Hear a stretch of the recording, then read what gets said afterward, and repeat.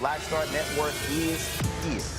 Hold no punches. I'm real revolutionary right now. Support this man, Black Media. He makes sure that our stories are told. Thank you for being the voice of Black America, Roland. Stay black. I love y'all. All momentum we have now, we have to keep this going. The video looks phenomenal. See, there's a difference between Black Star Network and Black-owned media and something like CNN. You can't be Black-owned media and be scared. It's time to be smart. Bring your eyeballs home. You dig?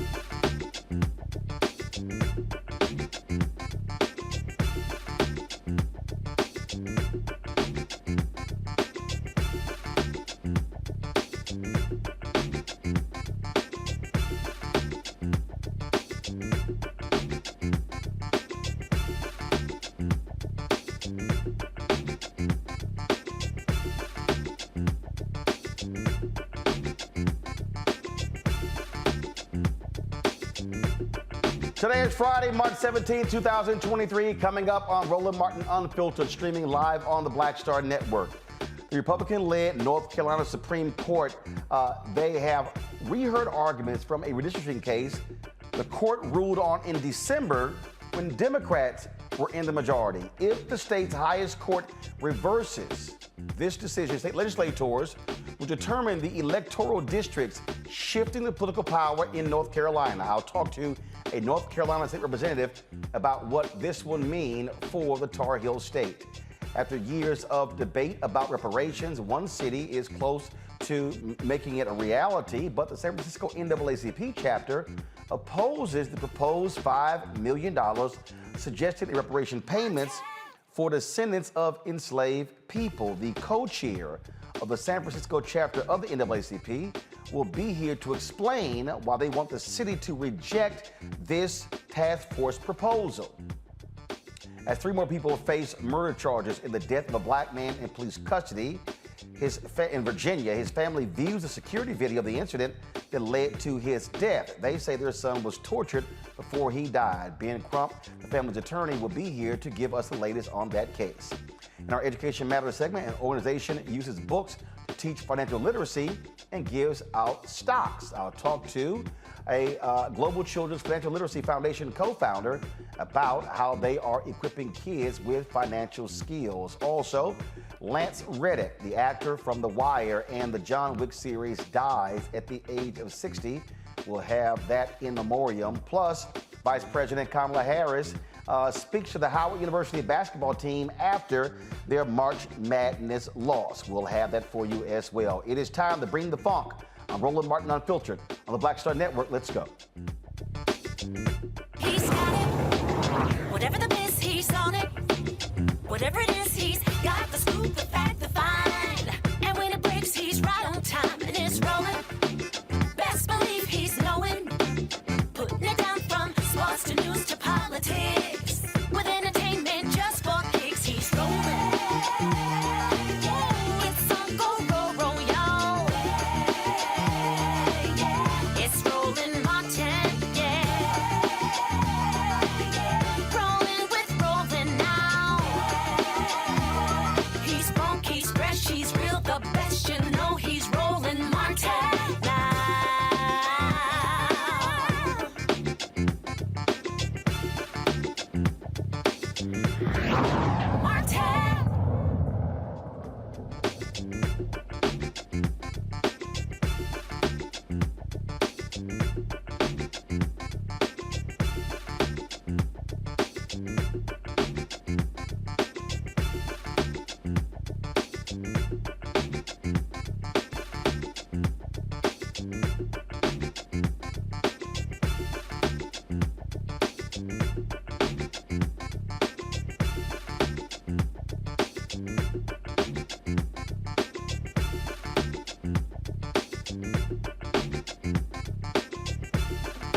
I have told y'all on many occasions why state elections matter.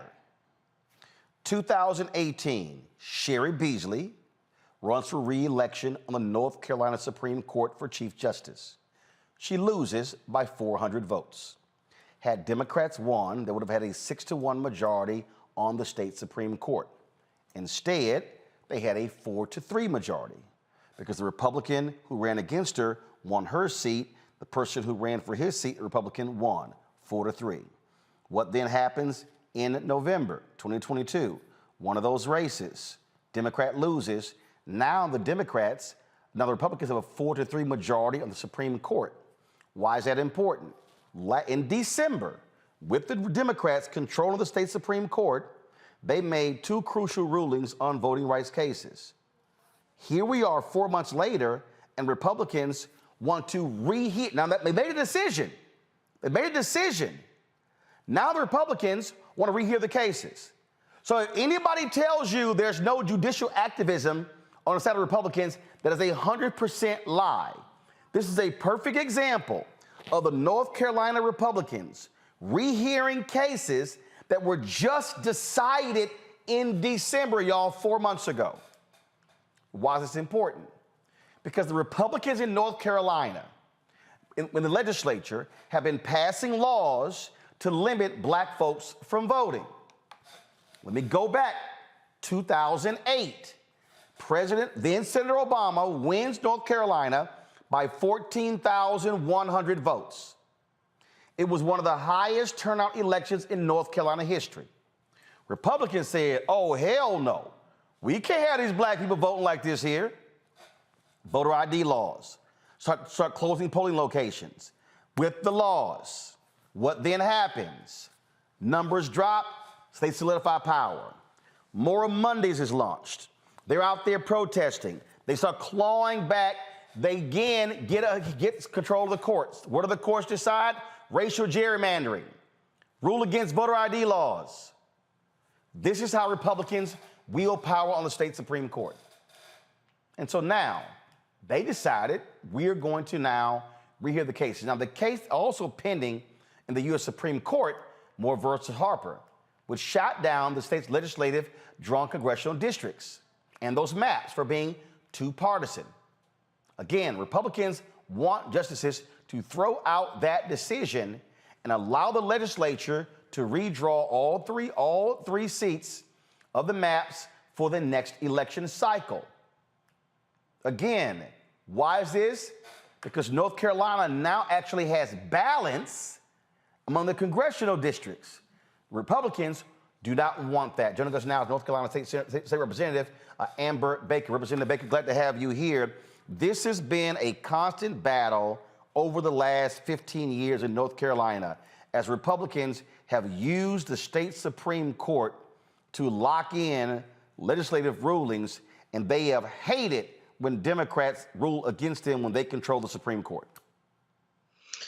Yes. Again, thank you, Roland, for always having me on to help me keep people informed as to what is happening down here in North Carolina.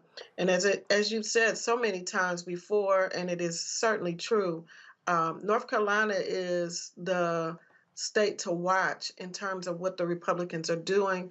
We're the litmus for the madness that they're trying to spread across of the United States. And as you said at the top of the hour, our state constitution provides a clause that says that we should have an opportunity to participate in free elections, and that any maps that are drawn for Congress and for the state House and Senate should be drawn in such a way that it allows our voters to participate in the process. And the way that the maps have been originally drawn did not do that. So the gerrymandered maps that they presented and tried to enforce was the reason that they lost the initial case. And so, as you said, these maps are not even 3 months old. That decision is not 3 months old. And no sooner that they got control of the Senate, and we are holding the House by 1 seat, they initially filed for these maps to be thrown out and to be given an opportunity to redraw them. And it is also critical to know is that concerning the maps, although we have a Democratic governor, the governor cannot veto the maps. So they are using the political kind of process to do this, and they're doing it through the Supreme Court.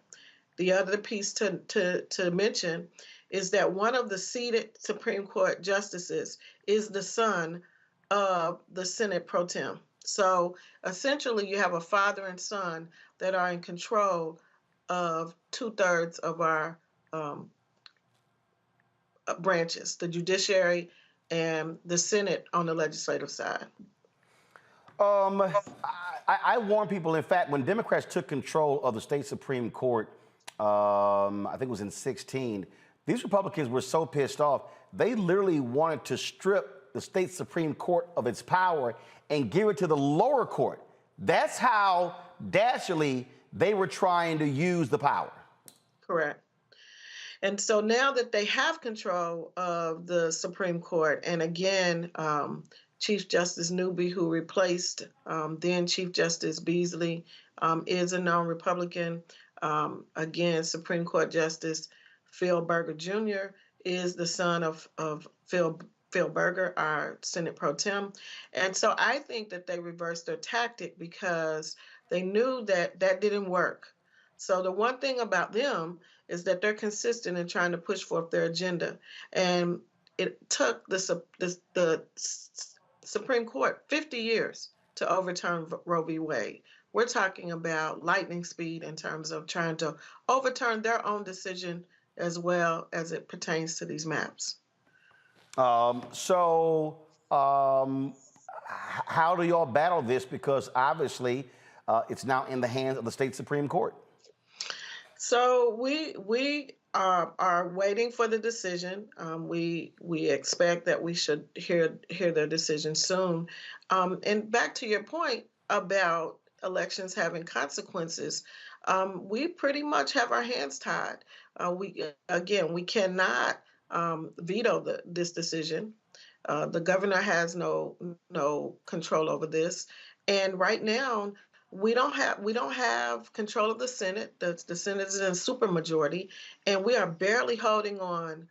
It is a 1-vote margin in the House to be able to stop some additional bad bills. So I will say this: that the maps is the big prize, but you need to know that coming behind those maps are the voter ID laws that we were able to uphold the governor's veto on, the abortion rights issue in the state.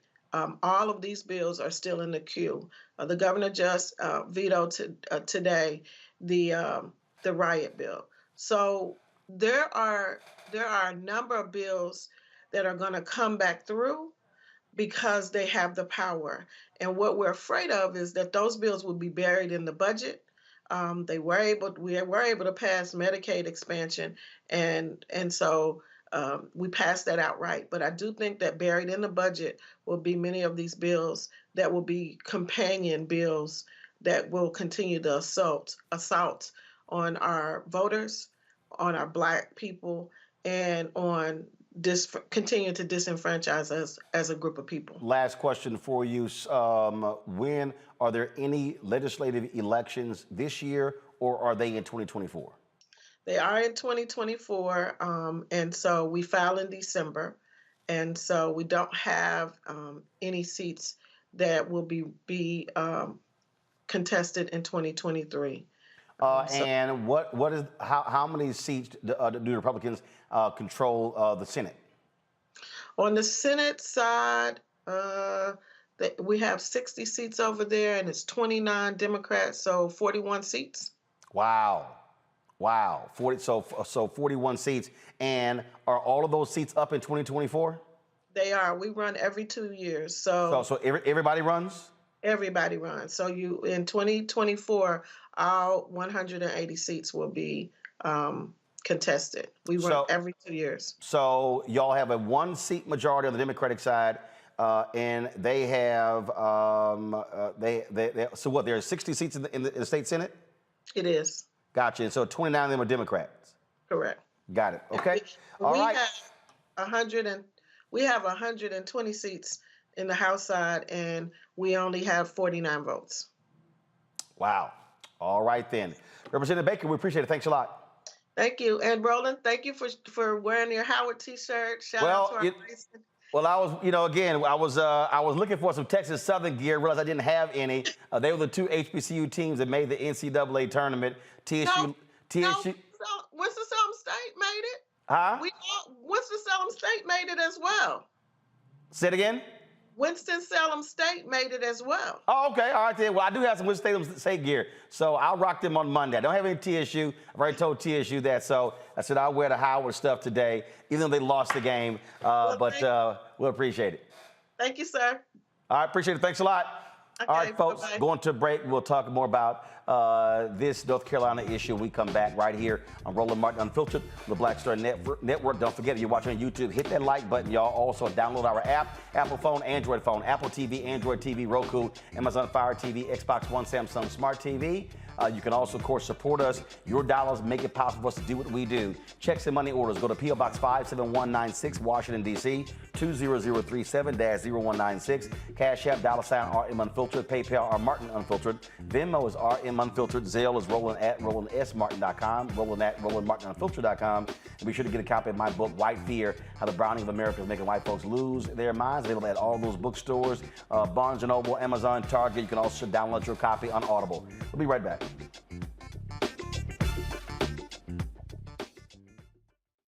On the next Get Wealthy with me, Deborah Owens, America's Wealth Coach, the studies show that millennials and Gen Xers will be less well off than their parents. What can we do to make sure that we get to children younger and that they have the right money habits? Well, joining me on the next Get Wealthy is an author who's created a master playbook. Be willing to share some of your money mistakes, right? If that's what you have to lean on, start with the money mistakes that you have made, but don't just tell the mistake, right? Tell the lesson in the mistake. That's right here on Get Wealthy, only on Black Star Network. A lot of these corporations or people that are running stuff push black people if they're doing a certain thing. What that does is it creates a butterfly effect of any young kid who, wants to leave any situation they're in, and the only people they see are people that are doing this. So I gotta be a gangster, I gotta shoot, I gotta sell, I gotta do this in order to do it.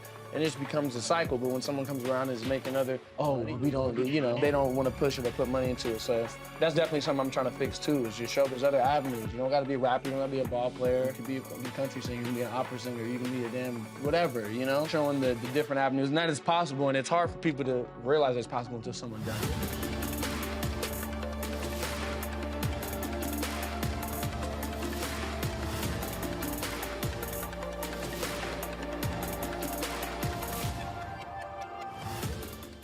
Hey everybody, it's your girl Lunel. So what's up? This is your boy Earthquake. Hi, I'm Chaley Rose, and you're watching Roland Martin Unfiltered.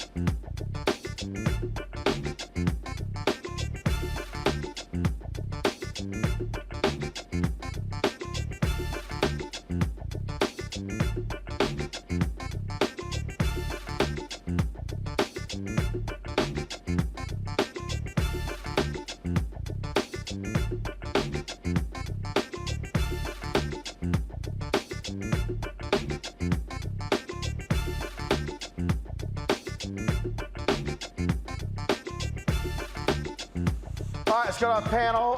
Matt Manning, civil rights attorney out of Texas. Also, Michael Imhotep, host of the African History Network show out of Detroit. Glad to have both of you here. Matt, I'll start with you. I've walked through this repeatedly, and this is what I'm trying to get people to understand. And let me just go ahead and be clear. I had some dude on Twitter. Let me find his name. Yeah, I'm going to name check him. Because he said really one of the stupidest comments, and I keep telling y'all why you can't listen. So some dude named Carrera Harris. Okay? And so this is what, let me go ahead and see if I can, I got to show y'all this here. Because this is a perfect example of what I keep telling y'all about these simple Simons who don't know nothing about politics. And it really gets on my nerves. They don't know nothing about politics, but they love saying dumb stuff where they somehow think they smart. So this is what he tweeted right here. Used to watch your show all the time, brother, and while I disagree with Dr. Umar's incendiary language about you, the reason I personally stopped watching was because it did seem like you had an agenda behind your content. And I said, yeah, I do have an agenda. I said, my agenda, black people. And so he then says, hold up, let me pull this up. He then says, the agenda is always in lockstep with the Democrat Party's agenda. And I think we can all see that neither party really has a, quote, real agenda for our community. Respectfully, brother, but I see this is the part where you are trying to shame or engage in ad hominem, right? And then other people started commenting. See, what I just explained to you is a perfect example where I've said to people, hey, somebody's gonna win. Mm-hmm.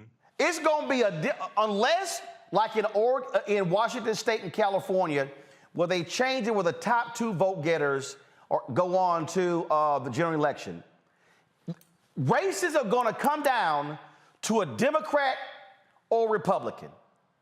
And in the case of North Carolina, let's be real clear, when it comes to who wants to keep black people from voting, it is the Republican Party. A 3-panel federal judge panel concluded there was a laser-like precision in the targeting of black voters by North Carolina Republicans. So for all y'all people, Roland Martin, you shilling for the Democrats. For all y'all who listen to all these so-called new black media fools, let me show you again. Right now, in North Carolina, Republicans want to keep black people from voting. So when they got control of the legislature, they passed laws against black people. When they got pissed when Democrats, let me say it again, for all you simple Simons, when the Democrats took over the state Supreme Court, they ruled against racial gerrymandering. They ruled against voter ID. They ruled against all of the things Republicans wanted to do. Who ruled for them? Democrats.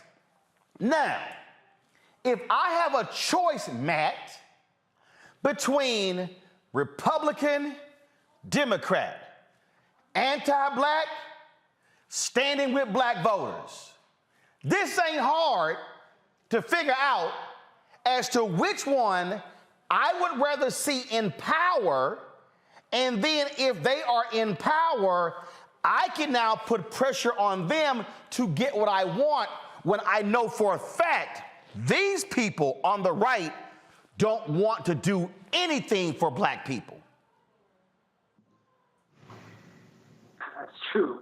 Not only is that true, they're not hiding that fact. I mean, any decision that you have or any opinion that you have that is on the side of the Democrats here is really less on the side of the Democrats and more on the side of democracy. The idea that a judge, a panel, rather a court, would make a decision, and then when the balance of power changes, we're now rehearing that decision to make a new decision that's more in line with our political party is abhorrent, and that is not how it works, and that's not even trying to thinly veil your agenda through the Republicans. That's making it clear. It's an all-out assault on rights and on democracy and on participation in the democracy. So as much as people want to make it a binary thing, like you're just out for Democrats, it's out for democracy, because where we are is talking about allowing state legislatures to, write these or draw these gerrymandered districts and then not even allow a state Supreme Court to have oversight on a bogus reading of the Constitution. I mean, if you allow that, then you're allowing places like Texas and North Carolina and Florida and the most insane jurisdictions around the country to just decide to implement laws and or implement districts that completely write out people, which is exactly what North Carolina is trying to do. And the irony of all of this is the founders, James Madison and some of the others, were completely against state legislatures having this much power because they didn't trust that they would work in the national interest. And this is obviously the case, not as it relates to the national interest, but as it relates to the participation of everybody in the democracy. They are clearly trying to cut out black people, and I don't know how anybody can miss that because they're very obviously making that clear. And here's the thing that I don't understand, Michael. And again, for all these simple assignments, I go in the Breakfast Club. Roland Martin, he's shilling for the Democrats. All he wants to do is vote for Democrat. It's sitting in front of you. The Republican Party in North Carolina, in Georgia, in Florida, in Alabama, in Mississippi, in Louisiana, in Texas, in Arkansas, in South Carolina, in Iowa, in Michigan, in Pennsylvania, in New York State. I can go on and on and on. Right. They are violently anti-Democrat voting. They are in Wisconsin. They want they want to ban ballot drop boxes because too many of us voted. They want to ban voting locations on college campuses because young people, whether they are black, white, Latino, voted Democrat and Republican. They want to sit here, shut down polling locations. They want to move polling locations to small places with small lots, or what they want to do is put voting locations in police stations to intimidate people. It was Ron DeSantis and the Republican Party who arrested black people who were formerly incarcerated wrongfully for trying to vote. Now, I'm just trying to understand, if I am presenting undeniable facts, and then all these fools yelling, yeah, they ain't gonna do nothing for us, they ain't gonna do nothing for us. We know for a fact who ain't doing shit for us. But I'm supposed to sit here and go, both of them ain't nothing, so therefore don't vote. Yeah, Roland, it's ridiculous, and I deal with some of those people too. So one thing I don't do is argue with people who have no clue what they're talking about. And when I see people making comments like that, shilling for the Democrats, et cetera, this is stuff they got from black misinformation, social media pimps. These are talking points they got from them. They don't study policy. This is why they can't explain the voter suppression tactics. This is why they can't explain what Republicans are doing. When you talk about the voter suppression tactics, when we talk about the 400-plus bills that Republicans have introduced in state legislatures, okay, those bills are largely coming from Heritage Action for America. Heritage Action for America is the sister organization to the Heritage Foundation.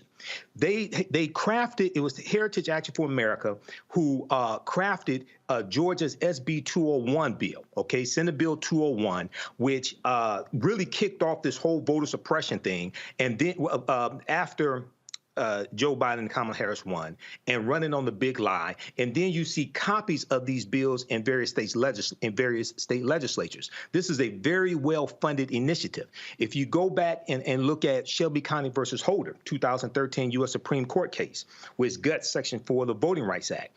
Right after that, within 24 hours of that U.S. Supreme Court case taking place, the decision taking place, you had states passing new voter restriction laws, which helped Trump win in 2016 because there were 868 fewer polling places in 2016, and many of those polling places were shut down in areas that have high African-American and Latino populations. So what happens is now you have some people who mean well, but they're listening to dumbasses who don't mean well, and they don't know the difference. I encourage people to watch this show, but go do the research. Proper documentation ends all conversation. This is why I present the evidence. I don't spend a lot of time arguing with people that don't know what they're talking about. Pastor Shannon Wright, look, you're a Republican, you run as a Republican, and what was happening here in North Carolina to me, again, is shameful. And what you have here is, literally, the North Carolina State Supreme Court just ruled in December. Republicans get control of the court. They are rehearing cases that were just decided. If that ain't a partisan bent, what the hell is? Well, clearly it's a partisan bent. But, you know, here's the thing. Political parties are to do just that. Promote the interest of the parties, not necessarily the policies that best benefit the people. And there's a difference between those two. When you see things like that happening, obviously it's a political power grab. I get that. I see it. That's happening everywhere. But until people, as the gentleman said, actually educate themselves on the issues, on the laws, and on policies, and what benefits them and what doesn't, we're going to continue to see things like this. But in the case of what's happening there in North Carolina, here's my problem. My problem is these people are specifically targeting black people. Federal judges ruled they were targeting black people. They changed the early voting rules in North Carolina after determining that 70% of black people voted early voting in North Carolina. So Republican North Carolina are undeniable. They are targeting black people. That, to me, is shameful and despicable. I would agree. I think any party, any place where you actually target people to say that the rights that folks shed blood, sweat, and tears to get to be able to vote, where you're going to try and play some gamesmanship to be able to take that right away is wrong, period. And they're mad because black people turned out for, they are mad because black people turned out in massive numbers for Obama in 2008, and they made clear, we ain't gonna let that happen again. Hold tight 1 second. I got to go to a break. You're watching Roland Martin Unfiltered on the Black Star Network. Back in a moment. When you talk about blackness and what happens in black culture, we're about covering these things that matter to us, speaking to our issues and concerns. This is a genuine people-powered movement. There's a lot of stuff that we're not getting. You get it, and you spread the word. We wish to plead our own cause. Too long have others spoken for us. We cannot tell our own story if we can't pay for it. This is about covering us. Invest in black-owned media. Your dollars matter. We don't have to keep asking them to cover our stuff. So please support us in what we do, folks. We want to hit 2,000 people, $50 this month, raise $100,000. We're behind 100,000, so we want to hit that. Your money makes this possible. Checks and money orders go to P.O. Box 57196, Washington, D.C. 20036-0196. The Cash App is $RM Unfiltered. PayPal is R Martin Unfiltered. Venmo is RM Unfiltered. Zelle is RolandSMartin.com. Coming up on the next Black Table, a conversation with Professor Howard W. French on his new book, Born in Blackness, covering 600 years of global African history and helping us understand how the world we know today is a gift from black people. There could have been no West without Africa and Africa. That's on the next Black Table with me, Greg Carr, only on the Black Star Network.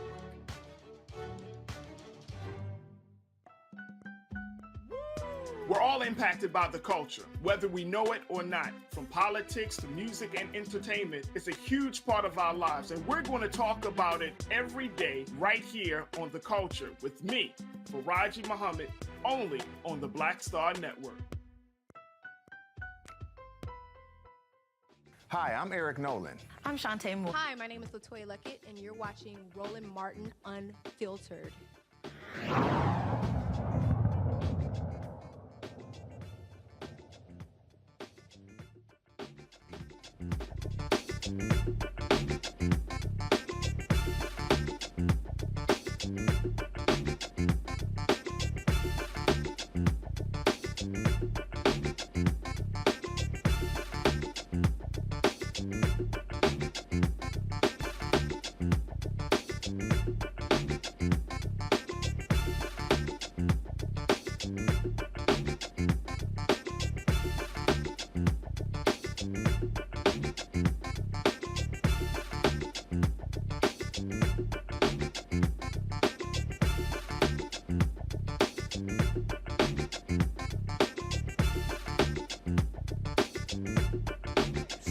The city of San Francisco set up a task force to examine the issue of reparations. The task force came back and said they calculated that the city of San Francisco should provide payments of about $5 million to African Americans who live in San Francisco. They laid out a criteria as to who should qualify for that. Well, the San Francisco NAACP then put out a statement where they said they actually rejected this particular committee's recommendation, arguing that the money should be dispersed by investments and opportunities to the Black community, but not direct cash payments. And the San Francisco Board of Supervisors embraced the 111 recommendations from the city-appointed reparations committee, including lump sum payments of $5 million to every eligible Black citizen, guaranteed income of $97,000 per year for 250 years, eliminating personal debt and tax burdens in homes for just $1.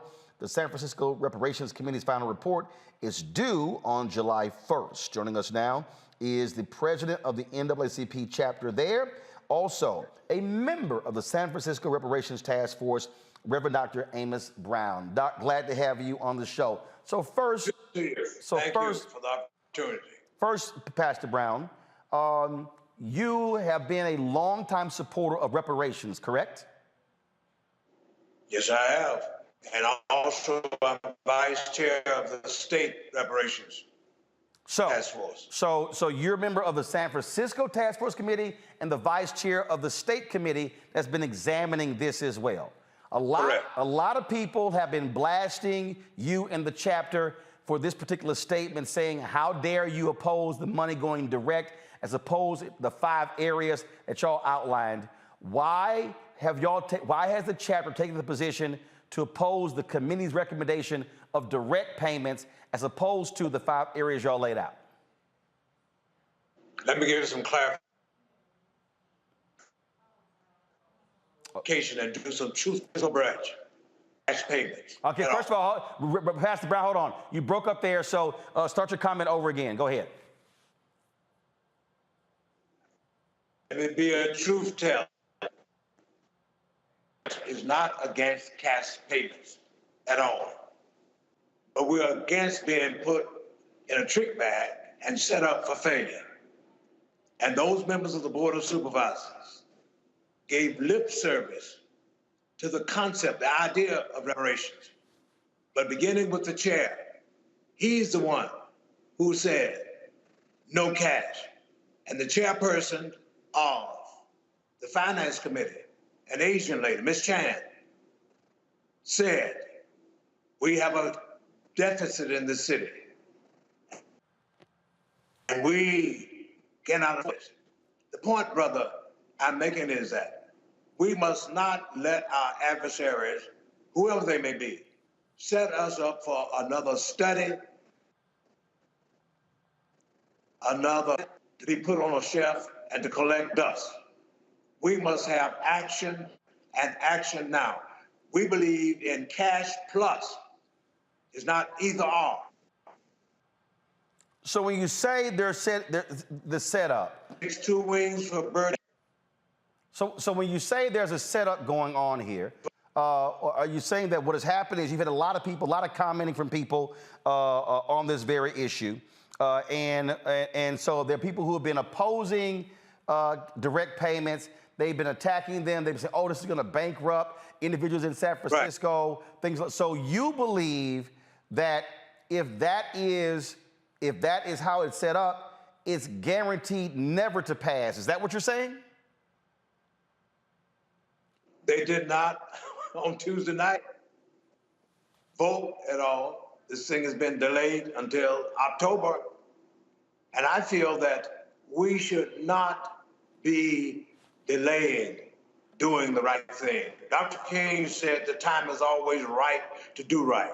They could have easily said, we support cash payments too, and even if we are facing a deficit, we can establish a payout plan. But they did not. And the mistake of the chairperson, he meant well, but he said to National Public Radio that there was no math formula for this $5 million. It was just something that was taken out of thin air, that was put into the document. And that was unfortunate, for then the general public began to focus on the $5 million. with no plan.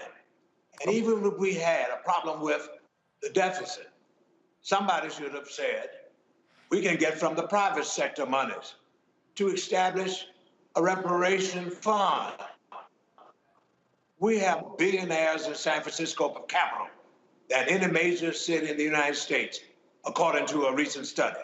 So I just feel, and my constituent base feels, we must be deliberative, and we must move to bring about redress and restoration. So Black people in the city and the all right, so Dr. Brown, so here's the deal. Guys, go to my iPad. This is the press release that was sent out, and this is where I think there's confusion. The press release says the San Francisco NAACP today called upon the Board of Supervisors to reject a one-time $5 million reparations payment to blacks, but instead call upon the city to make investments in 5 key areas to atone for a history of racism, discrimination, and mistreatment. Now, you said, and it lays out in here what those 5 are, and that is invest in education, economic empowerment, housing, healthcare, and Fillmore Heritage Center. Now, you said that you believe in payments and this. So again, yes. Okay. So, but the statement doesn't address payments. And so people assumed that was a misprint. Let me admit it. That was a misprint. That line was left out of there. That was a misprint. But the basic position, what I'm saying, Brother Roland, is we definitely support payment. But you got to have a plan. But okay, hold tight 1 second. Hold on, Reverend Brown. Hold on 1 second. I've got to go to a break because I got to come back because you said it was a misprint. The problem is most people have ran with this press release and they are saying you don't support payment. But so let's go to a break. And as also let's get his signal fixed because you're going in and out. So we want to make sure that that's straight. And we'll come back right on Roland Martin Unfiltered on the Black Star Network. Hatred on the streets, a horrific scene, a white nationalist rally that descended into deadly violence. White people are losing their damn minds. As an angry pro-Trump mob storms the U.S. Capitol, we've seen We're about to see the rise of what I call white minority resistance. We have seen white folks in this country who simply cannot tolerate black folks voting. I think what we're seeing is the inevitable result of violent denial. This is part of American history. Every time that people of color have made progress, whether real or symbolic, there has been what Carol Anderson at Emory University calls white rage as a backlash. This is the rise of the Proud Boys and the Boogaloo Boys. America, there's going to be more of this. Here's all the Proud Boys, guys. This country is getting increasingly racist in its behaviors and its attitudes because of the fear of white people. The fear that they're taking our jobs, they're taking our resources, they're taking our women. This is white fear.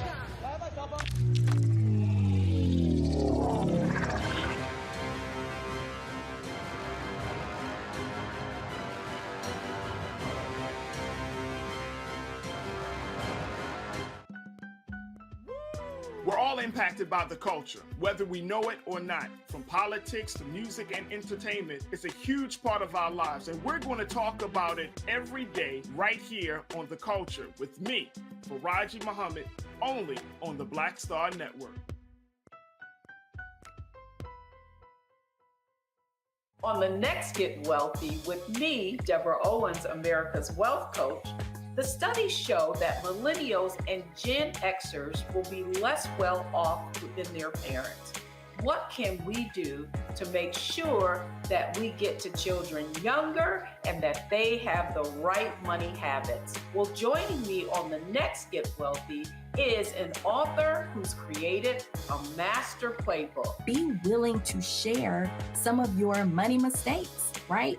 If that's what you have to lean on, start with the money mistakes that you have made, but don't just tell the mistake, right? Tell the lesson in the mistake. That's right here on Get Wealthy, only on Black Star Network. Hi, I'm LD Barge. Hey, yo, Peace World, what's going on? It's the Love King of R&B, Raheem Devon, and you're watching Roland Martin, Unfiltered.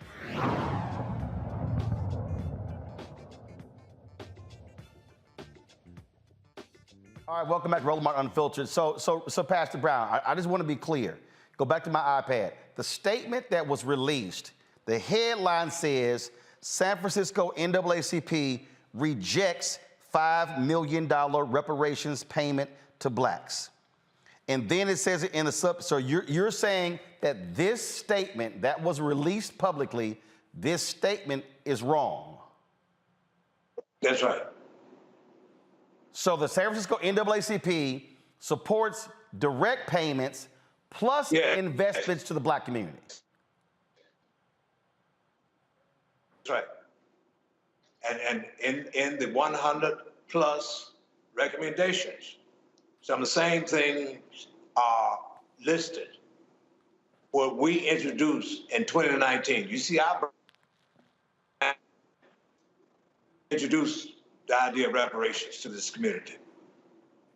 On the 30th of July,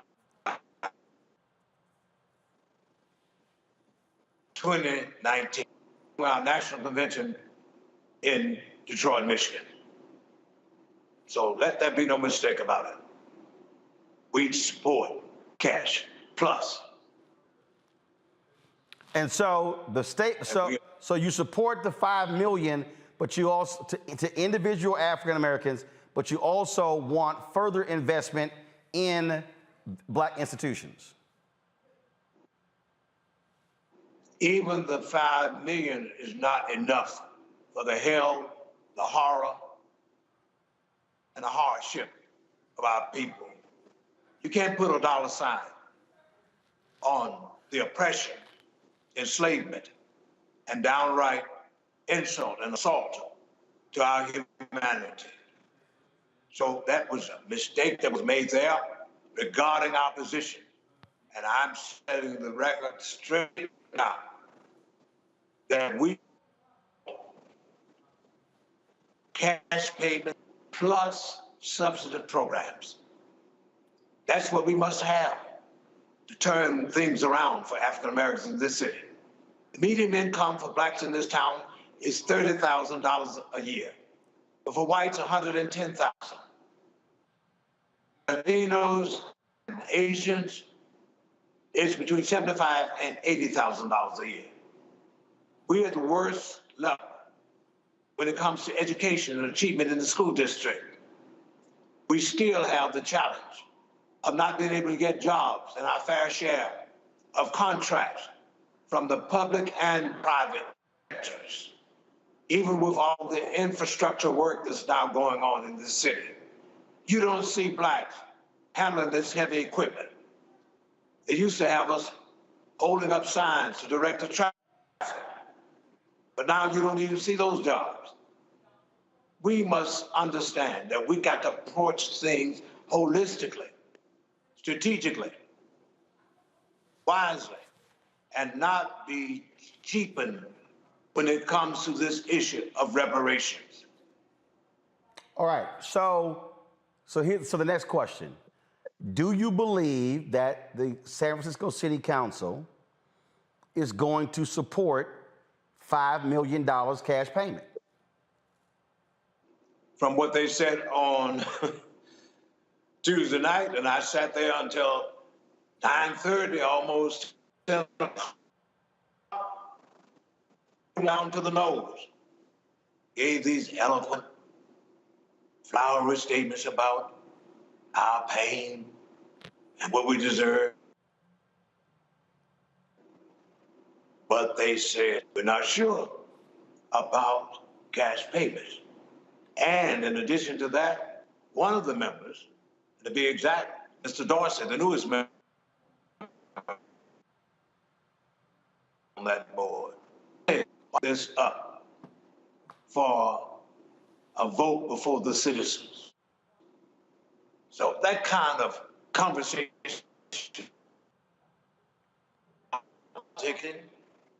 watch out.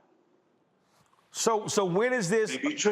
So when is this vote supposed to take place?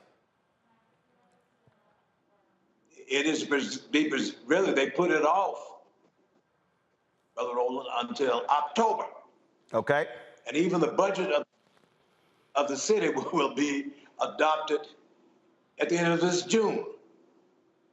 So the money is going to have to come from somewhere. And this is the reason why there should be right now. So our people will not be misled. They will not be set up assuming that a check is going to be cut for them and cause us to be frustrated, angry, and sad again with disappointment. That's what our basic concern is. And it was unfortunate that this matter went out of the $5 million. The chair said there was no mathematically, and also to say that this is just a figure that was thrown out there. Okay. All right. That's what makes it. All right, Reverend Dr. Brown, we appreciate you joining us. I wish we had a better connection. Thank you. It was difficult, but we got the gist of what you said. We appreciate it. Thanks a lot. Michael, I'm gonna start with you.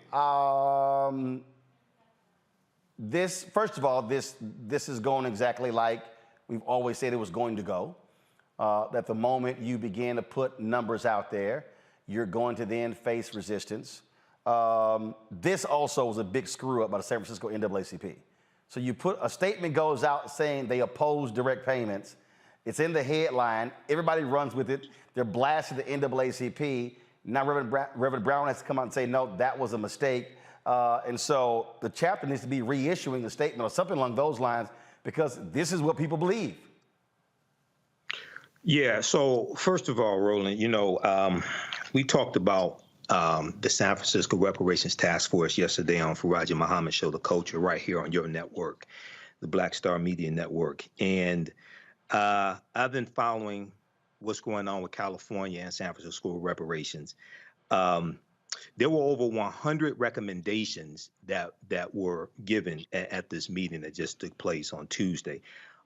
What's happened, and there's been a lot of reparations activists, as well as Dr. William Darity, who've been critical of this $5 million number because it's taken, first of all, it's unrealistic.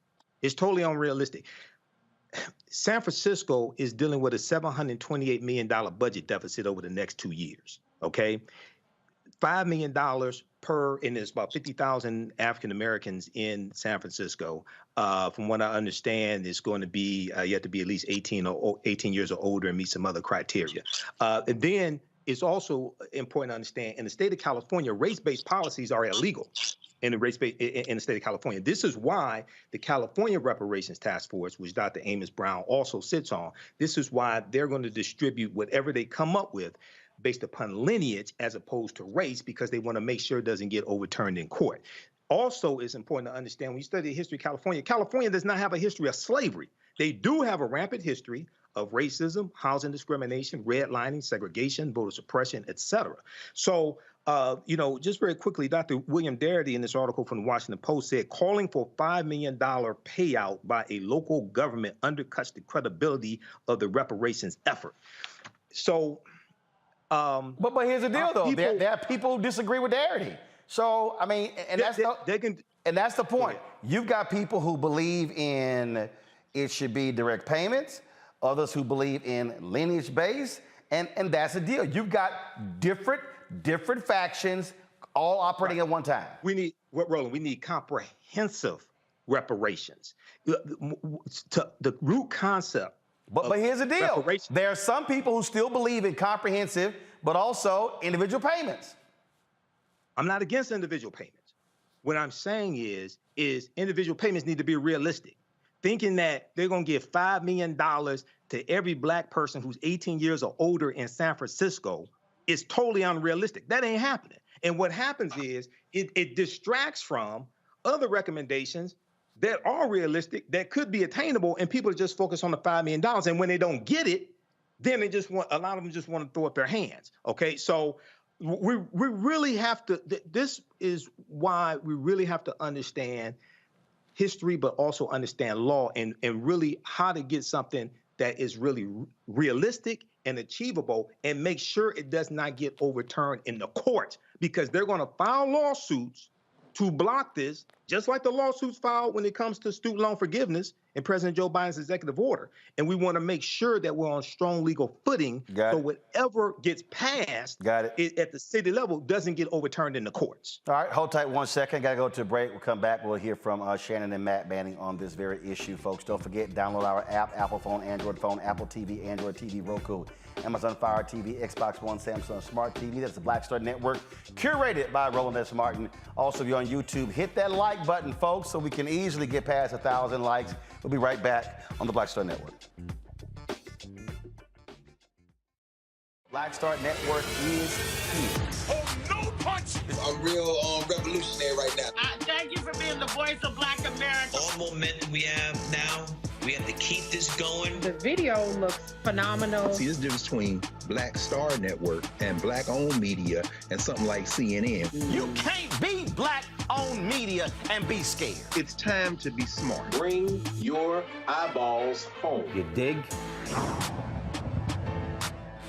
On the next A Balanced Life with me, Dr. Jackie, re-entry anxiety. A lot of us are having trouble transitioning in this post-pandemic society and don't even realize it.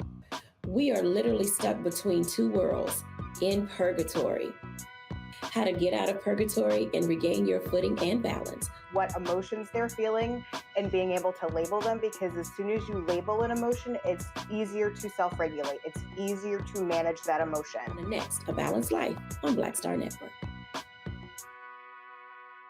On the next Get Wealthy with me, Deborah Owens, America's Wealth Coach, the studies show that millennials and Gen Xers will be less well off than their parents. What can we do to make sure that we get to children younger and that they have the right money habits? Well, joining me on the next Get Wealthy is an author who's created a master playbook. Be willing to share some of your money mistakes, right? If that's what you have to lean on, start with the money mistakes that you have made, but don't just tell the mistake, right? Tell the lesson in the mistake. That's right here on Get Wealthy, only on Black Star Network.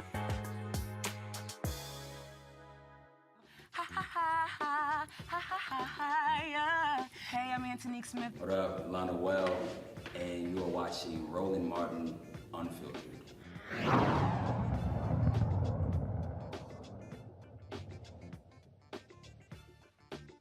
All right, so the San Francisco NAACP puts out a statement saying that they oppose direct payments of $5 million to San Francisco residents for reparations. Reverend Dr. Amos Brown just came on our show. He's on that task force in San Francisco, vice chair of the California task force. He says that was an error. That was not the case. They supported cash payments plus. This was all the sort of back and forth. City Council is going to actually make a determination about this possibly in October. Shannon, your thoughts again. I mean, so here we are where this committee comes up with a number. Now everybody's talking about, hey, it's unrealistic. Others will say $5 million is not enough money. So your thoughts about this whole reparations battle there in San Francisco? Even with inflation, wouldn't 5 acres and a mule been cheaper?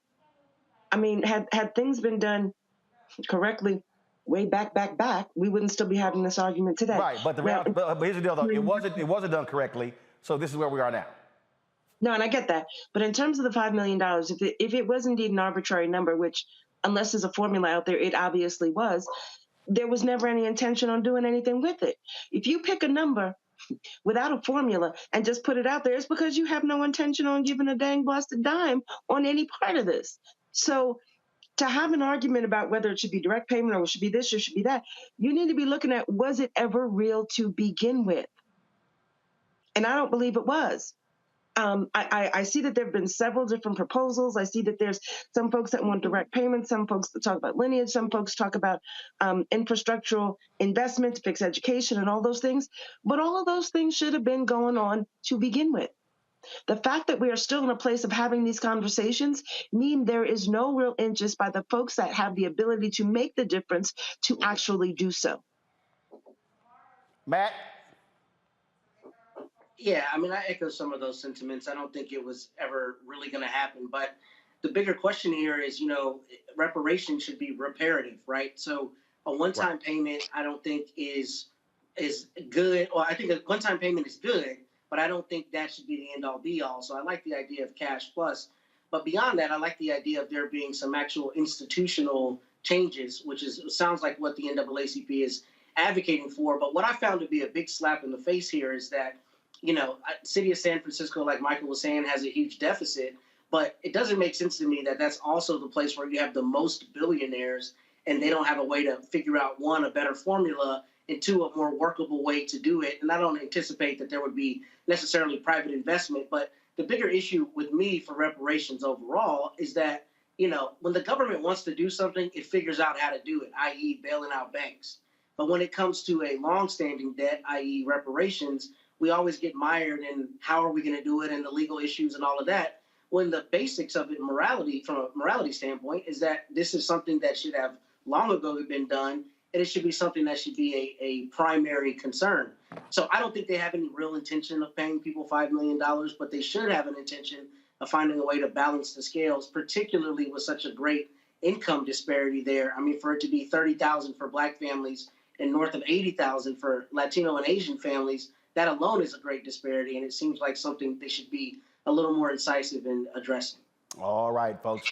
Let's talk about the issue of clean energy, jobs, and the environment. Of course, many clean energy companies are talking about, again, clean energy. A lot of people can't even define what that is. But the question is, who's also getting hired? What companies are getting hired? Are African Americans being left out of this multi-billion-dollar economy? Joining us now from New York is the founder of Climate Critical Earth, an organization that helps leaders strategically find solutions to stop the climate crisis.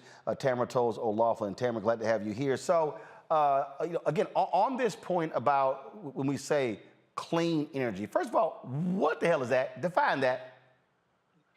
Clean energy is energy that doesn't kill you. I wish I could make it more complicated than that. Because like I've heard clean coal. If it gives you lung cancer, if it puts your family in the hospital, if it makes it likely that you'll get a chronic disease, it is not clean energy. If it keeps you from being able to catch fish because it jacks up the water or electrocutes the wildlife near you, it's not clean.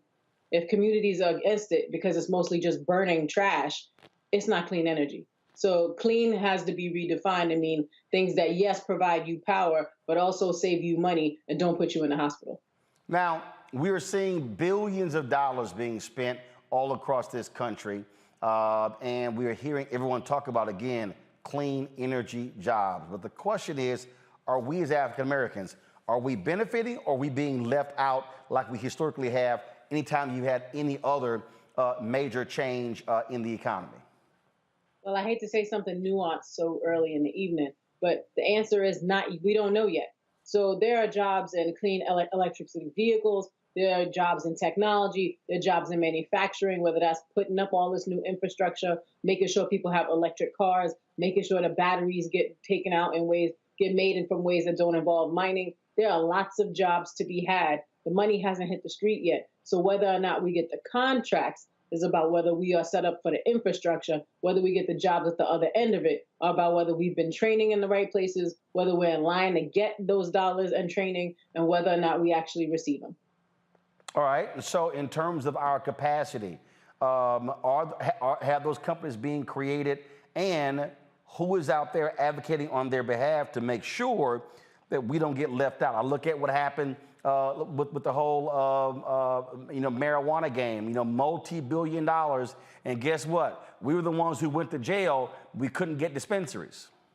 Yeah, we paid the price and got locked out of the 2 or 3 meetings in the various state houses where they decided who was going to get it. So we do have a lot of lessons to learn. So as the Inflation Reduction Act, the IIJA, and all these other bills put money onto the street, some of them do have carve-outs. And so whether we are consumers who could reap the benefits for less money, or folks who are put into the jobs, which are vocational jobs, jobs you don't need more than a 4-year high school education to be able to get in installation, in generation, in transmission, and get into contracts and being a small business owner who hires other people to do these things, or to make sure people don't come into your community and create jobs while you are without them. Those are things that we're going to have to fight for as this federal money, which is largely ungoverned, ends up in the hand of our governors, our mayors, our local officials. The question is, are we going to be there to demand that the 40% the federal government says it wants to see from this money and things like Justice 40 actually make it to our hands?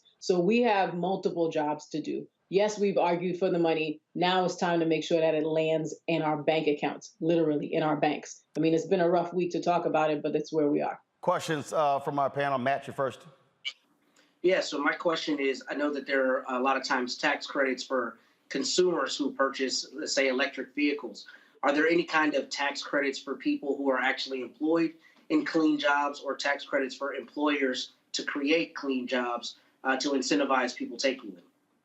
Yes, so the tax credits you're talking about include jumpstart tax credits for new businesses that'll help workers afford the different things we're talking about. It's not just heat pumps and wind and water and solar. We are actually talking about being incentivized so that the money that's moving, most of the money that's in the Inflation Reduction Act, for better or worse, that has to go to Black and brown communities through all the methodology, block grants will be spent. There's $3 billion coming out of every part of the federal government. So whether we're talking about $3 billion for jobs, we're talking about $3 billion for neighborhood access, $3 billion for grants to reduce air pollution at ports, $3 billion for heavy duty vehicles, $3 billion for equity and environmental justice grants. We are the people who make up that work. So if it doesn't hit us, it's not doing what it's supposed to do.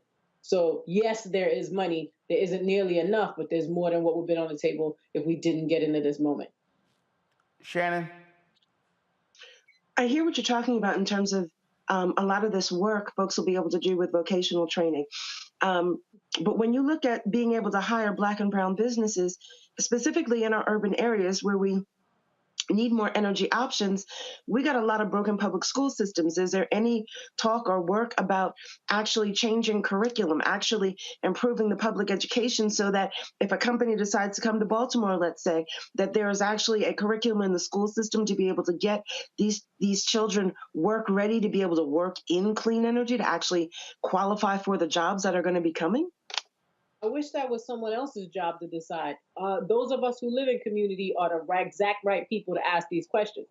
The answer to curriculum happens at your school board meeting. So whether or not the kids are being trained for jobs that exist or jobs that are about to exist is a question of whether or not you are knocking doors, talking to your principal in the Department of Education at your local community space and talking to them about the fact that the high school education has to lead to a job a kid will actually want to get.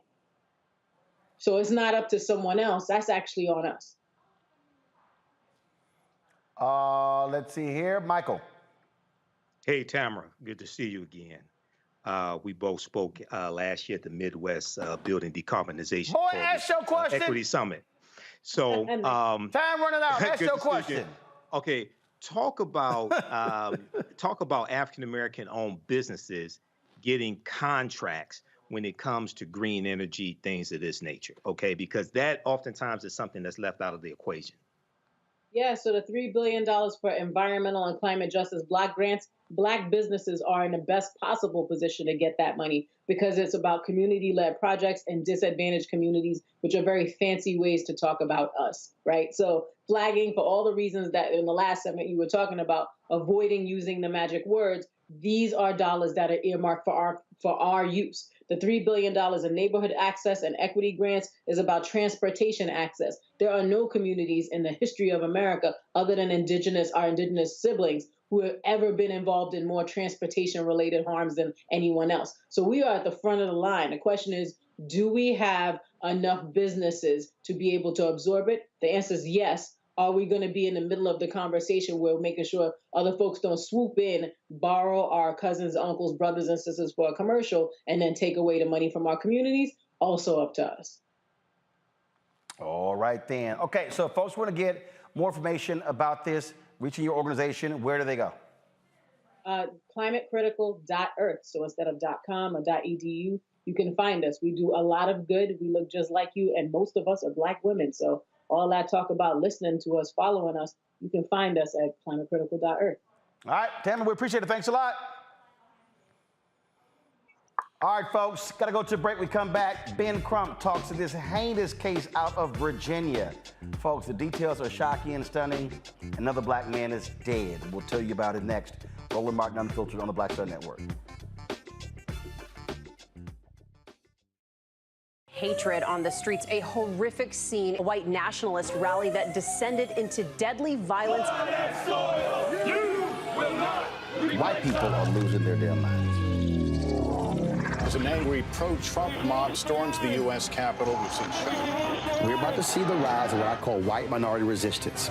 We have seen white folks in this country who simply cannot tolerate Black folks voting. I think what we're seeing is the inevitable result of violent denial. This is part of American history. Every time that people of color have made progress, whether real or symbolic, there has been what Carol Anderson at Emory University calls white rage as a backlash. This is the rise of the Proud Boys and the Boogaloo Boys. America, there's going to be more of this. Here's all the Proud Boys, guys. This country is getting increasingly racist in its behaviors and its attitudes because of the fear of white people. The fear that they're taking our jobs, they're taking our resources, they're taking our women. This is white fear.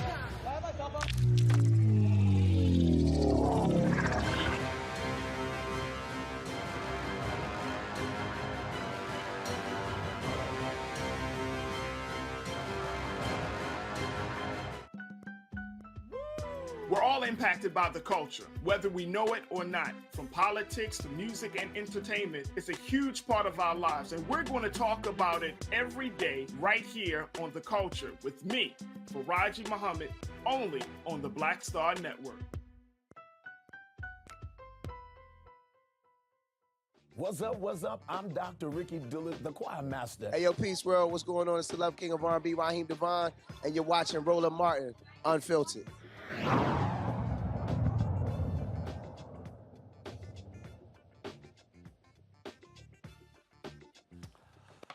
Folks, a shocking case out of Virginia. A Black man goes to a mental hospital and he ends up dead. It is shocking, stunning.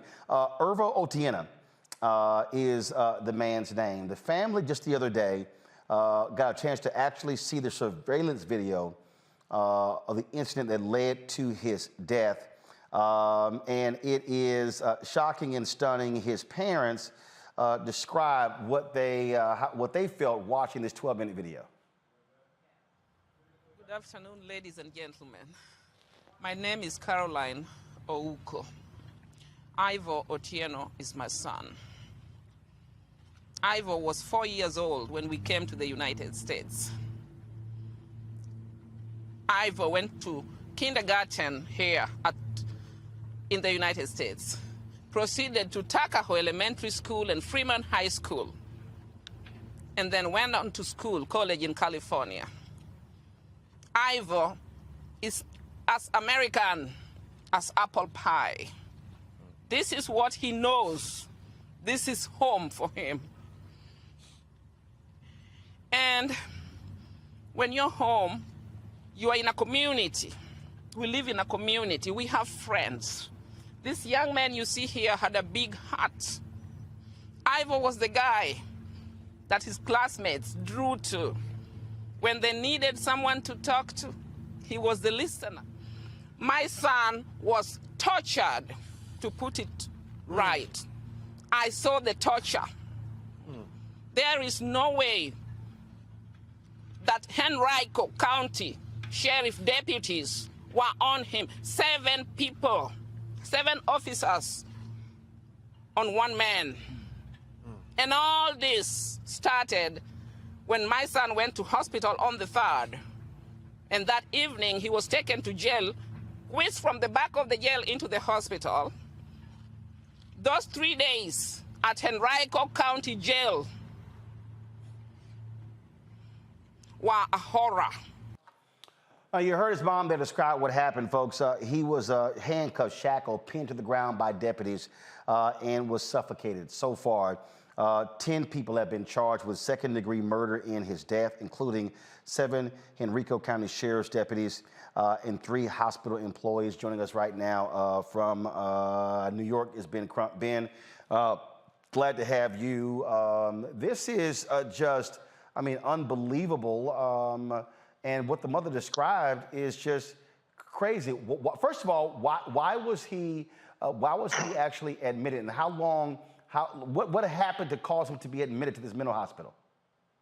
Yeah, and Roland, I would let you know from the onset, I'm in the car in New York City, and I'm with the parents of Tyree Nichols sitting in the background of the car, and we were talking about Ivo in Richmond, Virginia, killed in the jail there in Henrico County.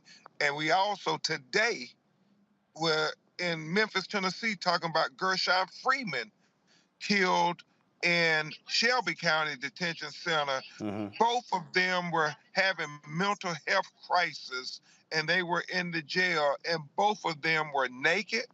Both of them needed a helping hand, and both of them ended up with a death sentence. The video we saw in Richmond, Virginia, my investigator Kareem and I and the family, was just horrific because, Roland Martin, if ever police officers should know not to put their knee on anybody's neck, it's after George Floyd. But you see in this video where there were, I guess, about 15 sheriff's deputies and hospital personnel in there. He is handcuffed. He has leg iron on. He's face down.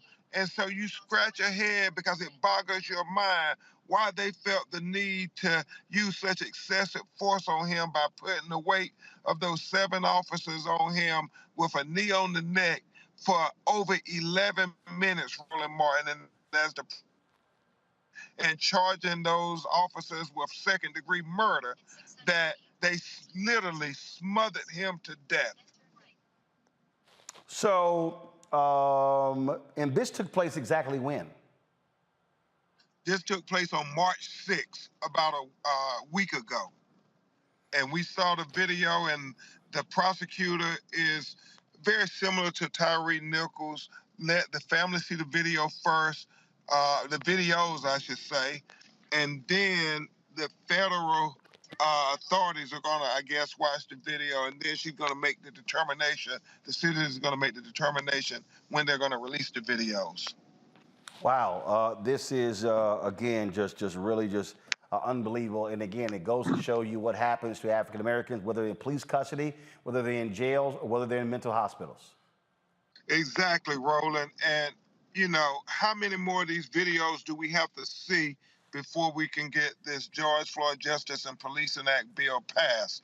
You know, my heart is heavy as I'm sitting here with Rovon Wells and Rodney Wells in this car thinking about why did their son have to be a sacrifice to hopefully get this legislation passed. Now we have Ivo Antino. He died in Richmond on video. We're going to see that. We saw the video in Gershon Freeman in Memphis just today. How many more videos do we have to show the American government before they know and finally recognize we have a problem with policing in America? Indeed, indeed. Ben Crump, we certainly appreciate it, man. Thanks a lot. God bless, Roland. And give our best to Tyree Nichols' family. Thanks a lot. Thank you, Roland. Shannon, it is, I mean, these things, it's over and over and over again. And when you hear a lot of these Republican legislators who say, oh, we don't have systemic racism, we don't have systemic bias. I mean, these are just things that actually just happen, but they just keep happening to black people. It just keeps just happens to black folks. So I'm gonna take the politics out of this because this ain't a political thing. This is folks that don't look like us, not willing to understand, acknowledge or deal with the fact that racism does still exist. Do we want to think that I raised our children not to see color? My husband and I both. But that's not the world that we live in. So again, politics removed, all folks that don't look like us, I believe, have an issue of understanding the sensitivity, the culture, and just stop being racist. I spoke at a panel, and it was a political forum, and they asked, how do we change the perception of the racism and rampant racism? I said, okay, it's real easy. Stop being racist. Come to the hood. Don't come and talk. Come and listen. We don't have communication. There are some well-intended folks that really don't see themselves as being a part of the problem, but they are. And then there are those that know they're a part of the problem and are happy to continue to be that.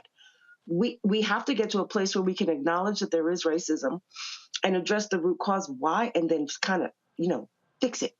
Because again, one of those issues where we're still here talking about it, it still exists, whether you want to acknowledge it or not.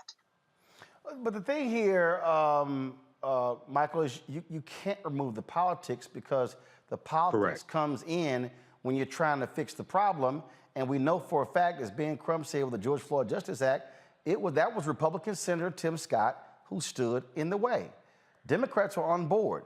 It was Tim Scott and Lindsey Graham. They could not get 8 other Republicans in the Senate to move.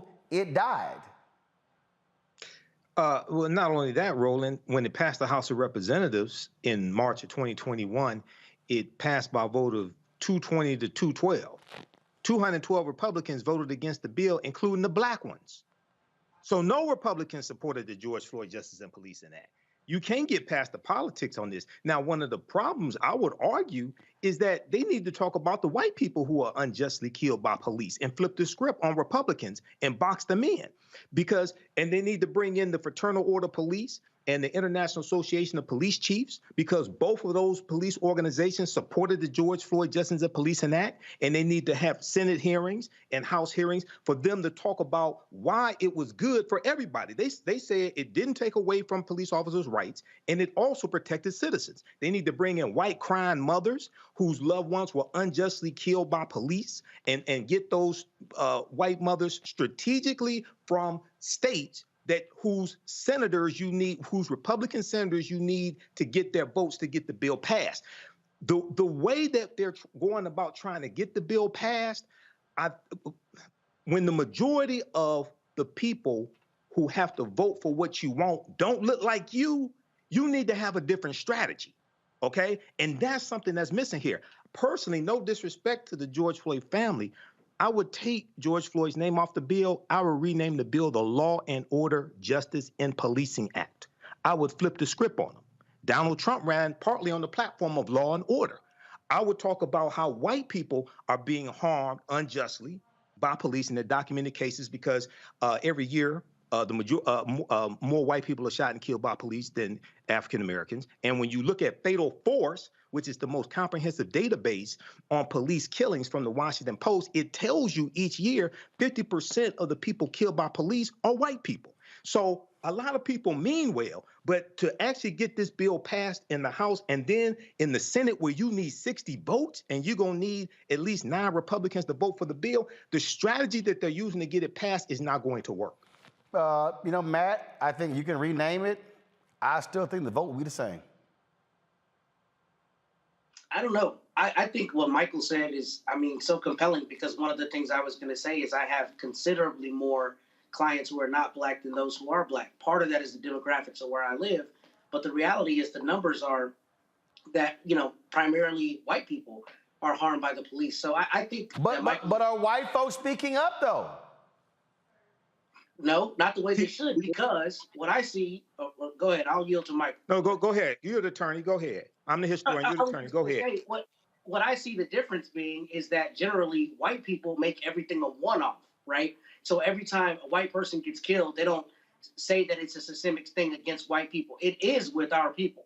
However, in order to make it a more palatable conversation, frankly, you need to include all the people that look like their siblings that are dying in jails and prisons and getting shot by the police, rather than it being a one-off thing. A good example would be Think of that case they had in Minnesota, the young white woman that was killed by the black officer, right? That was a police brutality case, and they ran all over God's green earth with it because it was a young white woman. But it was still presented like it was an aberration rather than, something that happens pretty frequently. And I think broadening it to show that people of all colors, especially black people, are being harmed by the police in great number every year is very important to galvanizing that support. But I'll let Michael finish what he was going to say. Roland, very quickly. I got about 20 seconds. 20 seconds. A lot of this has to do with the media. When you read Fatal Force, they document a lot of these police killings. Their dash cam videos, their cell phone videos. Where are the cell phone videos? Why isn't the white-controlled media showing the videos of white people being shot and killed by police? Because if they know that if they did, there'll be an uprising from white people who will call for it to be changed. But as long as you make it look like it's a black issue, and many white people see African Americans as people who need to be policed as opposed to being protected, they will keep the status quo. All right, folks, hold on 1 second. I got to go to a break. If you're watching on YouTube, hit the like button, folks, so we can hit 1,000 likes. Also, download our app, Apple phone, Android phone, Apple TV, Android TV, Roku, Amazon Fire TV, Xbox One, Samsung Smart TV. Don't forget, you can watch us now on Amazon News as well. You got Amazon Fire, click Amazon News. You can also have Alexa play the news from Black Star Network. That's all you got to do is say that, and be sure to support us as well. Check in money orders, P.O. Box 57196, Washington, D.C., 20037-0196. Cash App, $RM Unfiltered. PayPal, R Martin Unfiltered. Venmo is RM Unfiltered. Zelle, Roland at RolandSMartin.com. Roland at RolandMartinUnfiltered.com. We'll be right back.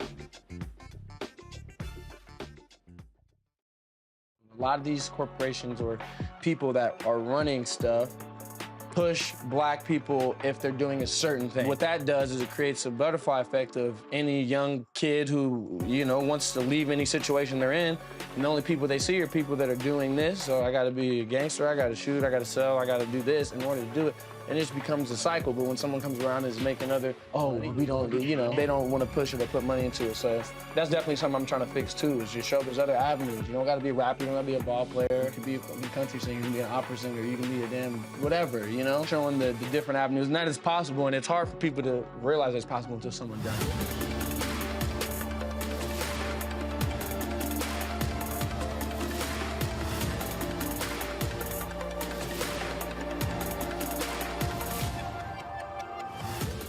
Deborah Owens, America's Wealth Coach, and my new show, Get Wealthy, focuses on the things that your financial advisor and bank isn't telling you, but you absolutely need to know.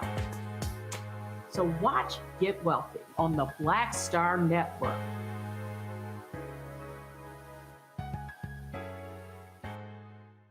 Pull up a chair, take your seat.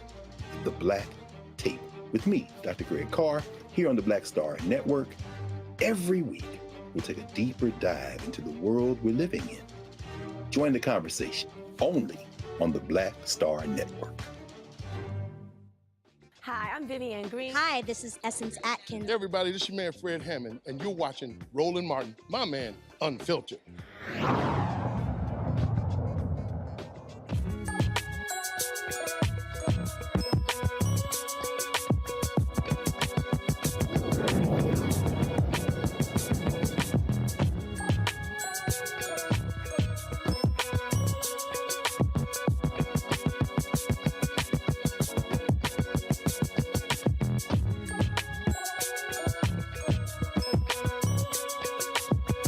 Understanding money, how money works, financial literacy is critically important, and the earlier we are able to get folks thinking about money and realizing how money works, the better we are. There's the Global Children's Financial Literacy Foundation. That's really what their focus is. And the co-founders are Navy veterans Prince Dykes and Chadrick Davis. Their Kids Book Club awards $40,000 worth of stocks and books to kids. Joining us right now is Prince Dykes from Denver, Colorado, to tell us how the program works. Glad to have you on the show, Prince. So where did the idea start? This idea started back in 2013 when I finished my grad school, my MBA. Started with my son, whose name is Wesley. Hence to the book series, Wesley Learns to Invest. Wesley learns about credit. Wesley learns about insurance. So it's just with me when I finish school, the things I'm thinking about, things I wish I had that I was taught by my parents and that I noticed that other people, just noticing the educational gap that I want to pass on to my son. And so, since launching, how many kids have you been able to reach, touch, impact? At this time, just with the book club program, it's been about 50 kids. That's all just from the book club itself. We're probably like getting to award the stocks to the kids. But with the club itself, we've partnered with, we've done that through partnerships through Boys and Girls Clubs, partnerships through schools, things like that, and community organizations. And so, and how have you seen the growth of these boys and girls when it comes to understanding of money? The thing is, they're introduced to topics like investing. They're introduced to topics of credit, insurance, and at the end, if they become a winner of stock, their parents actually get a brokerage account, a custodian account, and we install stocks into them. So that's been a great thing for us as well. So, I've noticed that kids have been energetic about it. They've been excited, and they're mostly excited for having something that's tangible for them as well. So, one of the things that we often see is that we repeat the sins over and over and over again because, frankly, in many of our families, we aren't talking directly about money when we are younger. Are you also seeing the parents of these children now become a lot more smarter when it comes to money, how they handle, how they make decisions? Yes, when parents are awarded, once parents have that custodian account for their child, most parents have the tendency to go out and want to purchase more stocks for them. But I'm not going to sit here and paint a pretty picture for you, Roland. It's been a struggle. I've seen some parents who, who haven't taken the interest into it. I've seen some parents who may have had backgrounds to where they're not allowed to get into it and things like that. But that's a deeper problem that we are slowly addressing. But, some parents are just not into it. But we try to, like Frederick Douglass said, it's better to train a child, to fix a broken child versus to fix a broken adult. Something along those lines. I kind of paraphrase there. Gotcha. Questions from our panel. Shannon, you're first. This is awesome. I love what you're doing. I think the whole financial literacy, the book club, and expanding on that is really great. So how do we, if folks are interested in what it is that you're doing, how do they reach you to help you expand your program into other urban areas where it's needed, which is pretty much everywhere? Yes, please feel free to reach out to me, Prince, Prince, at childrensfinancialliteracy.org, or you can head over to our website, gclf.org, which is global, the acronym for Global Children Financial Literacy.org, as you can see on your screen. And please reach out to us. We're looking to expand, grow, and to make this the best program in the country. Michael.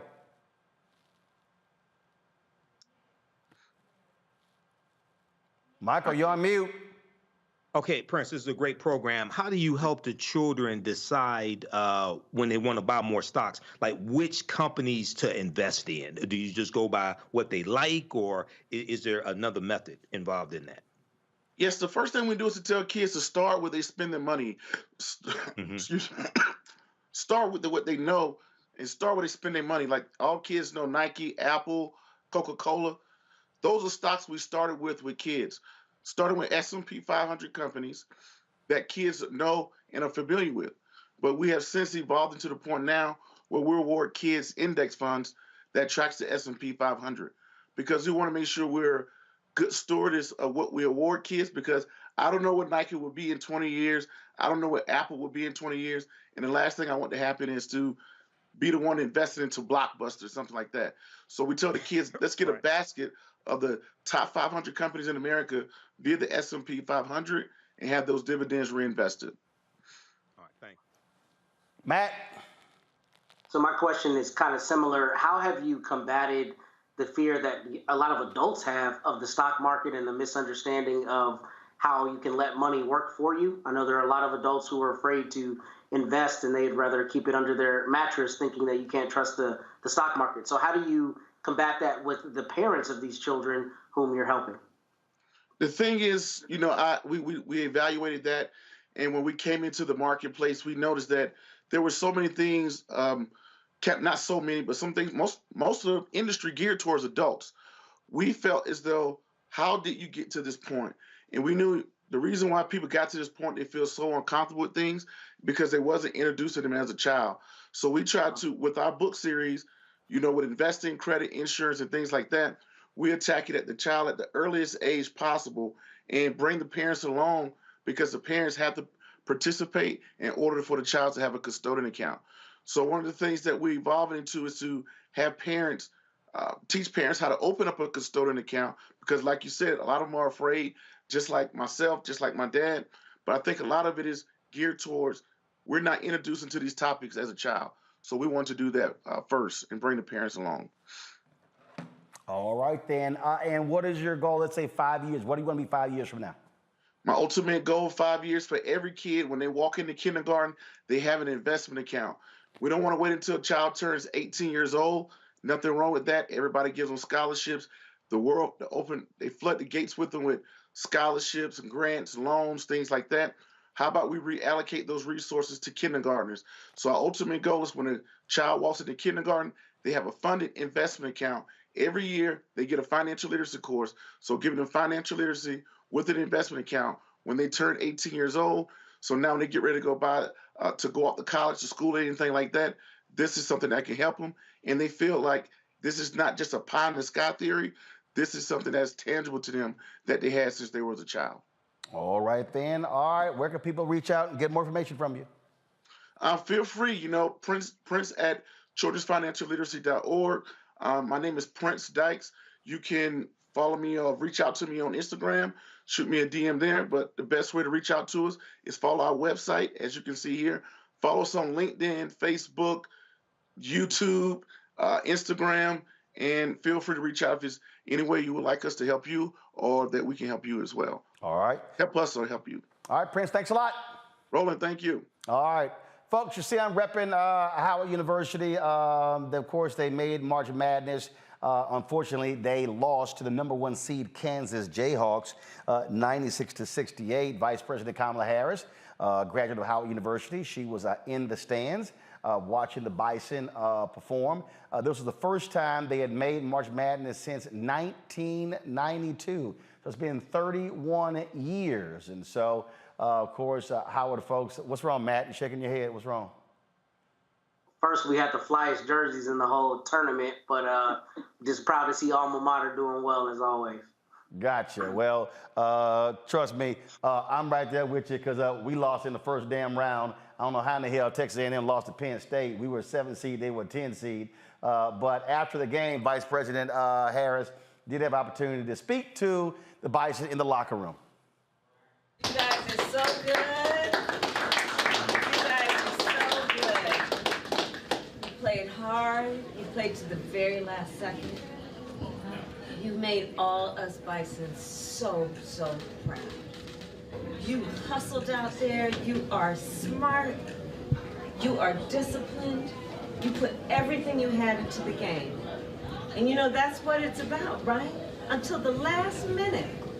You guys did that. You didn't stop until the last second. You did not stop. And that is so inspiring. So you keep playing with chin up and shoulders back, because you showed the world who Bison are, right? I mean, literally what you have done is in historic proportion. You know, I was at Howard back in the day where we were just happy that there was a game, much less getting to this place, right? And I see Bison literally all over the world, and we've been talking about you, this team, you all, this team, this year, this team. You make us so proud. So I know you may not be feeling great right now, okay? But know who you are. You are excellence. You are hard work. You are powerful, and you are winners. All right? So please know that. Please know that, and I'll see you later. And if you guys ever want to come and do a White House tour as coach, Where's Coach? There you are. Come, so we plan, if you guys want at some point, right? When it's like when you feel like playing hooky at Friday afternoon, whatever. Just come and we'll do a White House tour, okay? All right, I'm so proud of you guys. So proud of you. All right, I'll see you later. Coach, thank you.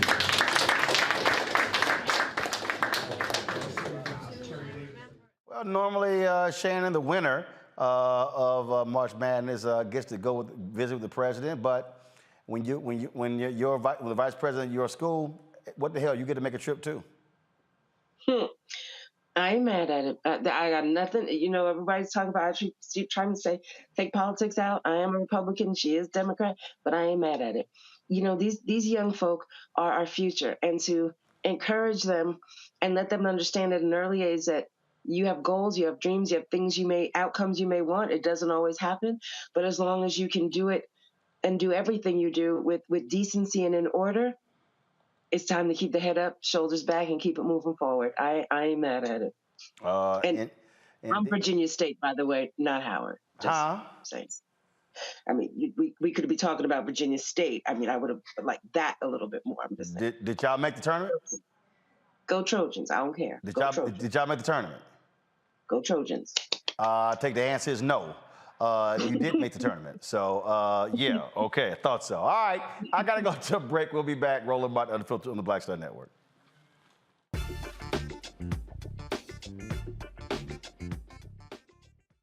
On the next A Balanced Life with me, Dr. Jackie, re-entry anxiety.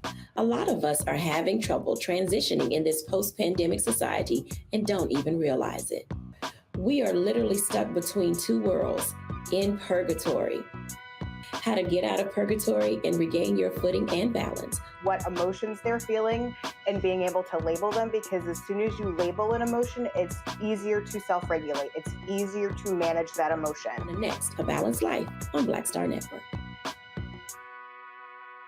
On the next Get Wealthy with me, Deborah Owens, America's Wealth Coach, the studies show that millennials and Gen Xers will be less well off than their parents.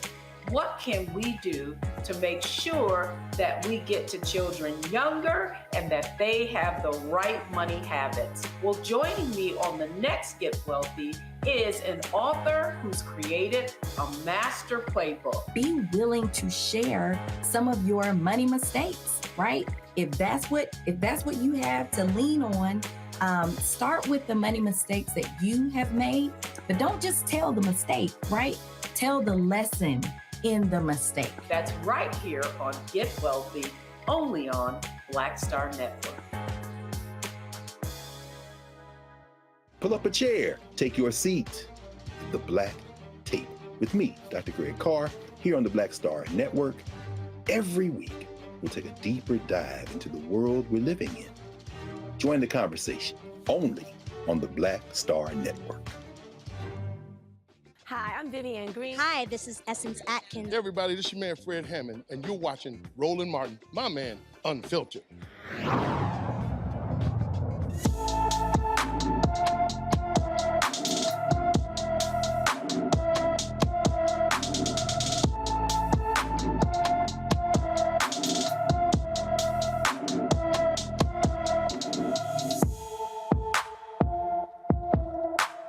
Zakiya Harris left her Indianapolis, Indiana home on February 16th, has not returned. The 17-year-old is 5 feet 6 inches tall, weighs 155 pounds, with brown hair and brown eyes. Anyone with information about Zakiya Harris should call the Indianapolis, Indiana Police Department at 317-327-3155, 317-327-3155. Why do people act a fool over parking spaces? A Missouri jury convicted a man of shooting an Amazon delivery driver in a dispute over an accessible parking spot. This is just stupid. Larry Thomason was found guilty of first-degree assault and armed criminal action in the March 2019 shooting of Jalen Walker, who was paralyzed from the waist down. Walker illegally parked his delivery van in an accessible parking spot. When Thomason confronted him, the two got into a fight. Thomason then pulled out a gun and shot Walker in the back. Thomason will be sentenced on May 1st. I never understand these people, Matt, who you act a fool, you do something, and now your ass going to prison over something silly like a parking spot. Yeah, this is insane. This guy threw away his life over a parking spot. There's nothing to say beyond that, and took away functionally a life in a lot of respects. You know, now this young man is paralyzed from the waist down over something that could have been, maybe express your frustration and let it go on.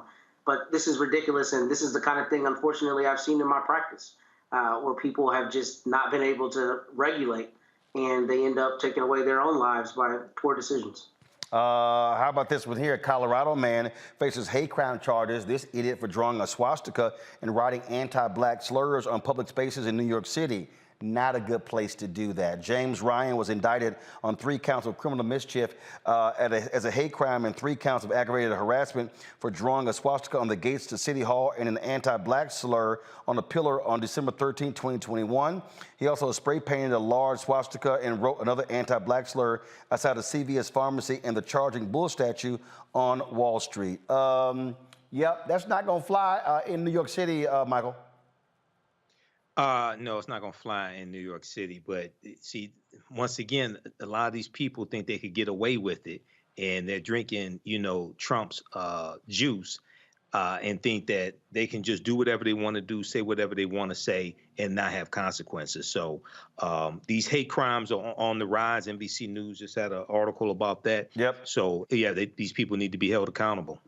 Sad story out of your city, Baltimore. You have lost one of the strong actors there, Shannon. That is Lance Reddick, 60 years old, star of The Wire, as well as the John Wick series. John Wick 4 actually is out is coming out, and he was found at his home this morning of natural causes. Of course, he starred in more than 60 movies. Also was very, very involved in a lot of video games as well. We had an opportunity to catch up with him on the red carpet at the American Black Film Festival Honors a few years ago.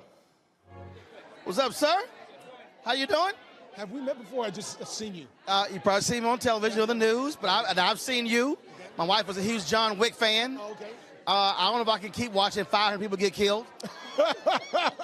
Yeah, the numbers seem to go up every movie. Right, and I'm I said, baby, all they do is people getting killed. She's like, I know, but it's great. Like, she's a crazy John Wick fan. Oh, got it. Well, I hope she likes my character, too. Oh, no, she'll enjoy this interview, because I'm talking about, like, owns all 3 Blu-rays. Got it. Yes. And then recorded on the cable. I said, you own the Blu-ray. Yeah, but that's if I want to look for the Blu-ray. Got to ask you this question. Okay. One night's honorees, the great Lou Gossett. Your thoughts about Lou Gossett? Wow. So many thoughts about Lou Gossett. I mean, he's one of the, it's such a cliche to say, but he's one of those cats whose shoulders I stood on. You know what I mean? I wouldn't be able to be doing this without him. Yeah.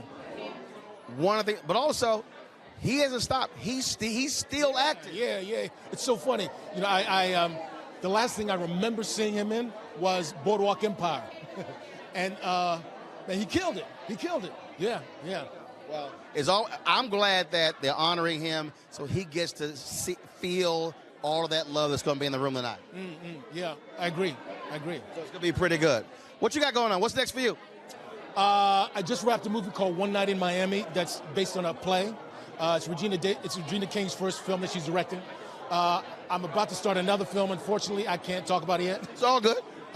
We just wrapped the 3rd season of Corporate, which is a show that I do on Comedy Central. And then later on this year, we're going to go into the final season of Bosch on Amazon. Okay. Well, good luck with it. We'll be seeing you in all of that. And I'm sure my wife was saying, waiting for John Wick 4. It's a pleasure. It's an honor to meet you, sir. Absolutely. I appreciate it. Thanks a lot. Thank you. Indeed, a great actor, Shannon. Absolutely. You mentioned The Wire and John Wick. I am a John Wick fan. Everybody in my household was a John Wick fan. And the one with the puppy and, motivating the revenge. And it's not just killing. There's actually story there. And his character has a lot to do with the story. But, it's awesome to see folks that don't forget where they're from and give back and invest. And it's sad when we see them leave too soon.